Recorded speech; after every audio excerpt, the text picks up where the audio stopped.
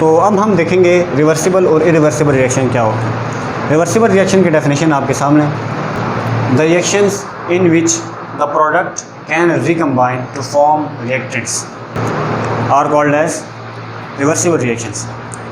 अब reversible reaction को हम रिप्रेजेंट करते हैं डबल एरो से।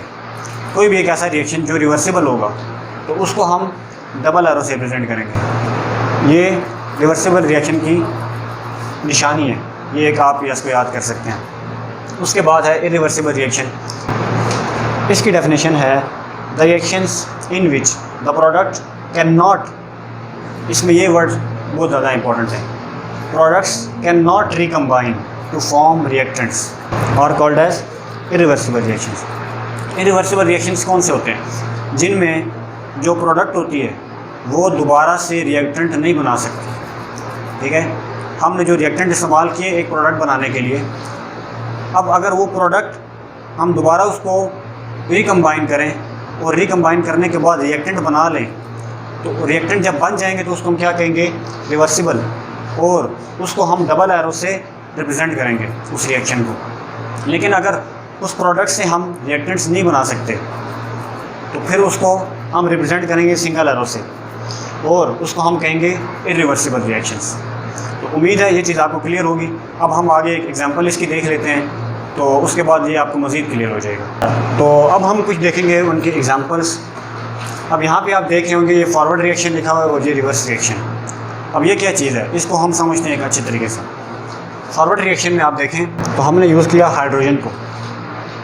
हाइड्रोजन हमारे पास गैसीय स्टेट में है और हमने इसके साथ रिएक्शन करवाया आयोडीन का, और आयोडीन भी गैसियस फॉर्म में। अब जब ये दोनों मिलेंगे आपस में, तो ये दोनों आपस में मिलने के बाद बनाते हैं HI, जिसको कहते हैं हाइड्रोजन आयोडाइड। अब हाइड्रोजन आयोडाइड कलरलेस होती है। यहाँ पर जो आयोडीन है वो पर्पल कलर की होती है, लेकिन जब इन दोनों का रिएक्शन होता है तो ये कलरलेस एक गैस के तौर पर हमारे सामने आती है। और इसको हम क्या कहते हैं? फॉरवर्ड रिएक्शन, यानी जिसमें रिएक्टेंट्स ने मिल के एक प्रोडक्ट बना लिया और उसको हम कहते हैं फॉरवर्ड रिएक्शन। अब दूसरा रिएक्शन रिवर्स रिएक्शन के बारे में हम स्टडी करते हैं। इसमें आप देखें तो ये जो प्रोडक्ट थी इसको हमने दोबारा रिकम्बाइन किया, ठीक है, या ब्रेक किया हमने ताकि हम दोबारा से रिएक्टेंट बना सकें। अब ये प्रोडक्ट यहाँ पे आ गई, ये वाली प्रोडक्ट हमने यहाँ पे लिख दी और ये कलरलेस थी। अब जैसे ही हमने इसको ब्रेक किया, इसका ये डेल्टा, इसका मतलब है हीट, ठीक है, इसको हीट देने से हमने इसको ब्रेक किया, तो ब्रेक करने से हमारे पास दोबारा वही जो पहले रिएक्टेंट्स थे वो दोबारा सामने आ गए और आयोडीन दोबारा पर्पल कलर में हमारे सामने आ गई। तो इसको क्या कहते हैं? Reverse reaction. रिवर्स क्या हुआ? जो प्रोडक्ट बनी थी वो दोबारा से रिएक्टेंट बना लिए, तो इसको क्या कहते हैं हम? Reverse reaction. अब यहाँ पे आप नीचे देख रहे होंगे डबल एरो के साथ। अब आप जल्दी से ज़रा रिमेंबर करें, याद करें कि डबल एरो का क्या मतलब होता है। डबल एरो का मतलब होता है रिवर्सिबल रिएक्शन, यानी जिसमें प्रोडक्ट दोबारा से रिएक्टेंट बना सके। तो अब हमने इसमें देखा कि जो प्रोडक्ट बनी थी उसने दोबारा से रिएक्टेंट बना दिए हैं, तो इसको हम क्या कह सकते हैं? Reversible reaction.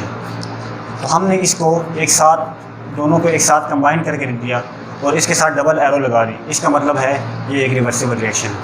तो उम्मीद है आपका आज का टॉपिक क्लियर होगा।